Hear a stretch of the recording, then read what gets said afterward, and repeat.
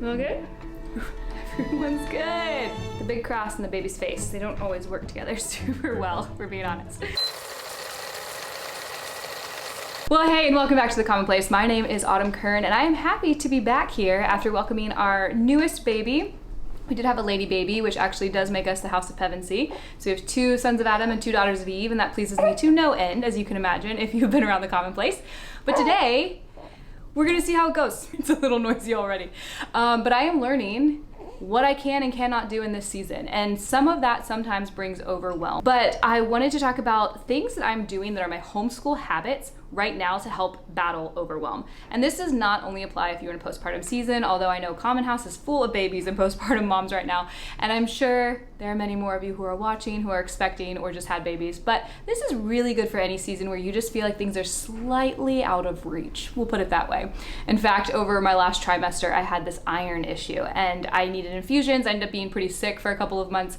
And I wrote this guide as I came out of it for Common House, which is still in there. I'll put a little preview here about how to homeschool when you're not at your best. And at first it started as like a practical angle, which is kind of what we're going to do today too, some practical ideas.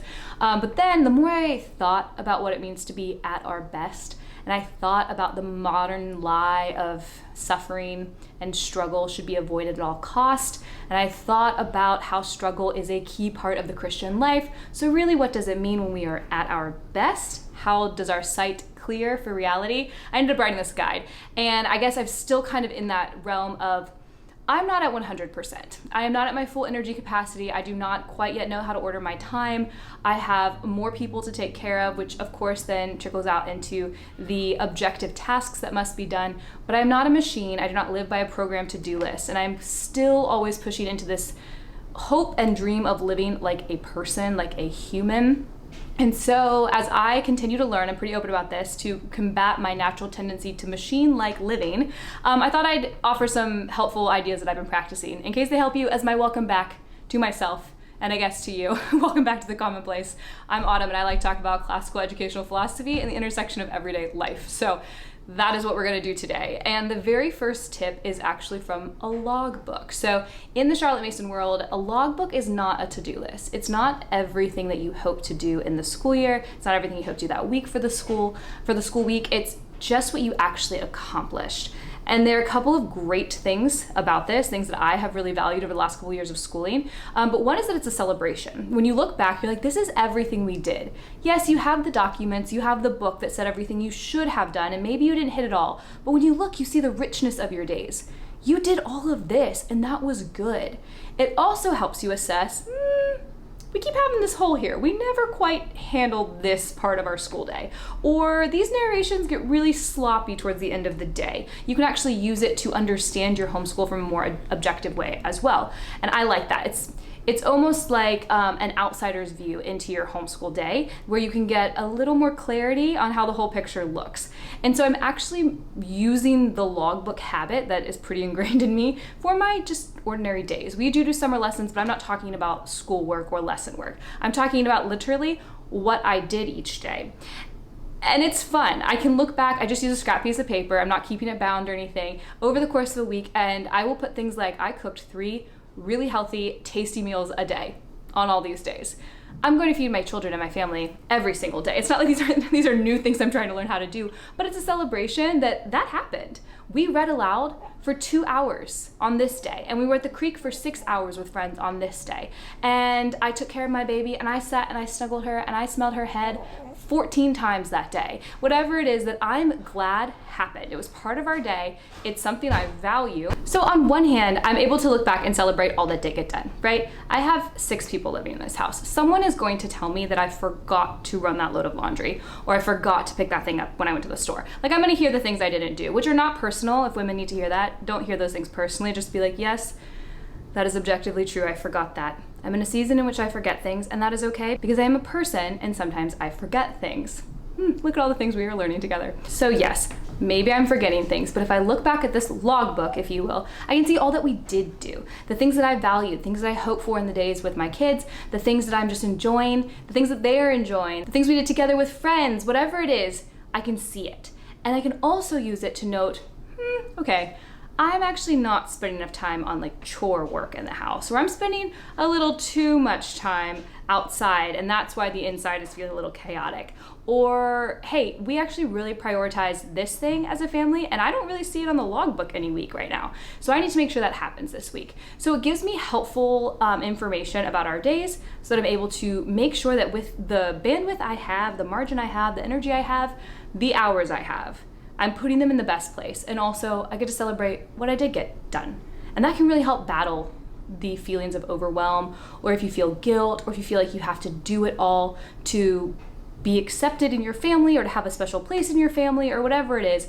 This kind of gives you a whole person framework, and it's just a logbook habit. And I don't know if I mentioned this because postpartum brain, but I think that those habits that we have from homeschool, they're already so deeply ingrained that they're really helpful now because we're not trying to learn anything new. No one wants to be doing anything new when they're in a season where they're already kind of limited. And so pull on the skills you already have was kind of my pitch for this. Think about the things that you are used to doing 9 months out of the year, 12 months out of the year, depending on how you school, and see how you might just tweak them for this part of life. Because so much of our classical methodology, the things that we do, it's just a person way of living. And sometimes we just need to think slightly outside the box. So that's kind of what I'm doing. Now, the next thing is to remember that delight is key. You cannot just live a life of duty. And sometimes when we're overwhelmed, it's really easy to narrow down like the essential list only.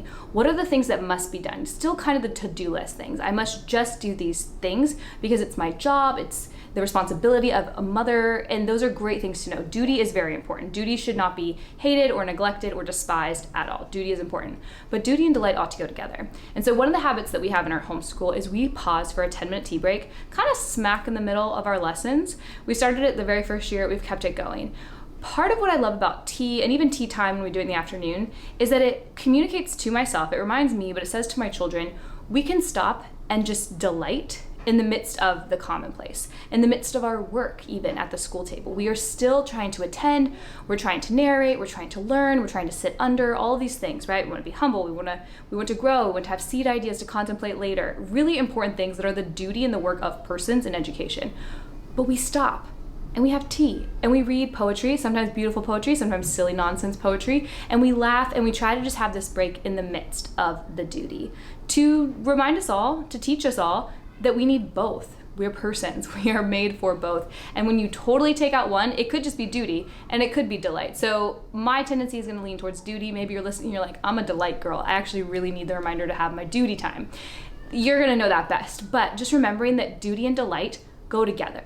It's this whole person, full vision within the classical mind, within the classical thought, that we need both, and you're gonna have to make it happen, especially if you're in feelings of overwhelm and that makes you kind of narrow into just the essentials. Remember that beauty, laughter, joy, delight, those are actually essentials. These things are essential to human life. And so find ways in your day of overwhelm to say, hey, I'm gonna have a hot cup of coffee. I'm gonna go put my fingers in the dirt out in the garden and plant some flowers. I'm going to have like a special piece of chocolate that I just look forward to at some point in the day. I'm gonna read a book that I really like. And speaking of reading books, I actually have a fun resource to tell you about that Joshua Gibbs emailed me about. And I talk about Joshua Gibbs a good bit. I talk about his book, Love What Lasts, a good bit. I did at least last year or the year before. It's in a lot of videos.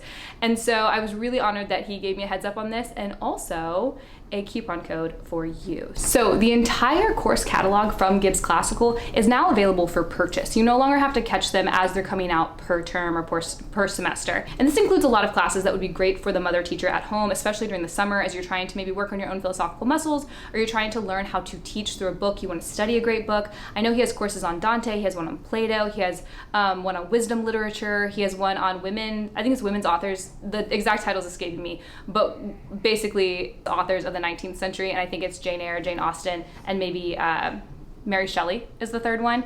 And so they have, I mean, they're for beginners. He teaches through, basically you're getting to audit a class, right? You have access to these files forever. You can keep them. You can see how Gibbs teaches himself. As a teacher, you should sit in on a class and watch a teacher teach in order to learn how to imitate, which is the primary way we are educated, is through imitation, or it's one of the ways.